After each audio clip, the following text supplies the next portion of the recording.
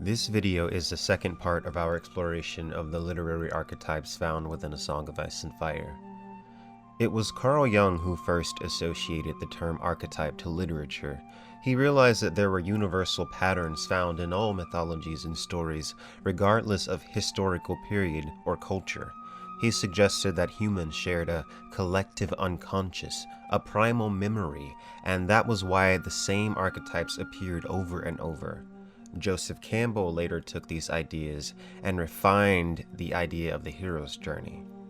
The first archetype we will discuss is the companion's archetype. This archetype is presented as a loyal group of companions willing to face hardship and ordeal in order to stay together. For one, this archetype can clearly be seen in Odin's telling of the last hero's journey to find the children of the forest. This archetype is a key part of the hero's journey. In A Song of Ice and Fire, the story goes that the last hero journeyed north with his companions when the hour grew late. They faced many hardships, including the frozen wilderness and even the others themselves. We can also see this archetype represented within the Brotherhood without banners.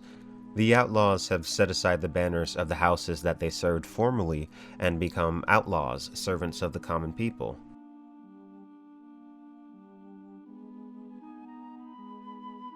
Next is the outcast archetype.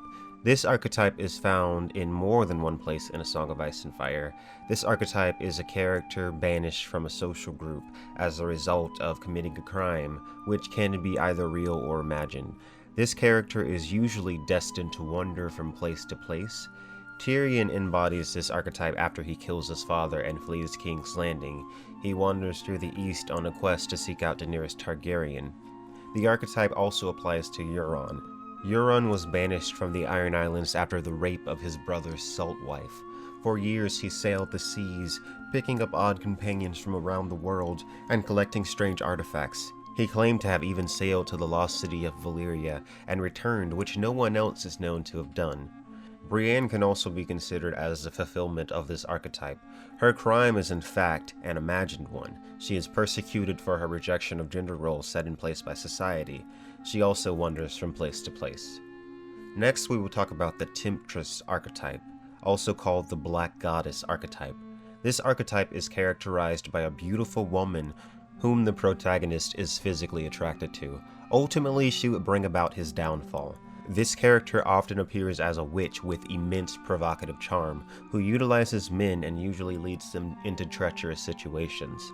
Melisandre best fits this archetype in A Song of Ice and Fire. Though her motivations are to some extent unclear, it is obvious that she uses her various powers, including the draw of her beauty, in order to manipulate first Stannis and later Jon Snow, though Jon is more resistant. Moving on from character archetypes, we will now discuss a few symbolic archetypes found in A Song of Ice and Fire. The main symbolic archetype found in our story is of course the fire and ice archetype. In this archetype, fire represents rebirth, life and light, whilst ice represents darkness, sterility, death, and ignorance. Daenerys, who fits the hero archetype, was symbolically reborn from a fire, producing life in the process, bringing dragons into the world. The god R'hllor is a god of fire and light, in direct opposition to the Great Other, a god of cold and death. The dragons are obviously juxtaposed against the others. The dragons are fire and light, while the others are cold and darkness. The others in A Song of Ice and Fire also appear to be sterile. They seem to require the sacrifice of a human child in order to increase their numbers. This archetype is used over and over in our story. The idea of the long summer and the long night also refer to the extremes of ice and fire. Now let's talk about the symbolic archetype of the haven versus the wilderness. This is a place of shelter, contrasted with the stark and deadly wilderness.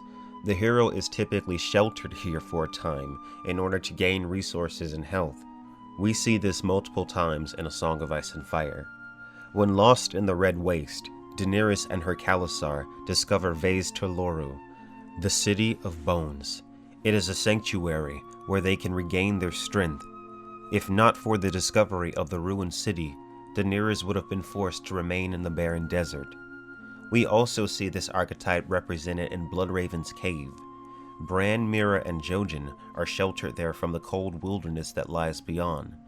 The cave is magically guarded from the others who lurk in the dark woods. In Martin's interpretation, however, you cannot, in Bran's case, tell whether or not the sanctuary of the Haven is actually a safe place for our hero. The ambiguity of it creates tensions in the reader's mind. The final symbolic archetype we will discuss in this video is the number 7. 7 is the most potent of all symbolic numbers. It signifies the union of the number 3, which represents light, spiritual awareness, and unity, and the number 4, associated with the circle, life cycles, and the 4 seasons. The number 7 is the completion of a cycle, perfect order. It is also often a religious symbol. The most obvious use of this symbol in A Song of Ice and Fire is of course the fact that Westeros is divided into 7 kingdoms. The number 7 is also used in the southern religion of Westeros, the Faith of the Seven, whose god is divided into 7 aspects. In the Faith of the Seven, there are also supposedly 7 hells. There are also 7 members of the Kingsguard, and 7 members of the Small Council. The repetition of the number 7 in Westeros is largely due to the religion of the Andals and their 7-faced god. This fits the motif of the archetype as a religious symbol. Westeros being divided into 7 kingdoms could be symbolic for the cycle of life and death that must be completed before the end of the series. Before order and balance can be restored, this revolution in the constant shifting must finish. And in order to do so, the people of the 7 kingdoms must unify and work together against their common threat. Thank you guys for watching. Make sure you like and subscribe for more ideas of Ice and Fire. Also, consider supporting this channel on Patreon, and check out my Twitter and Facebook. Thank you for watching.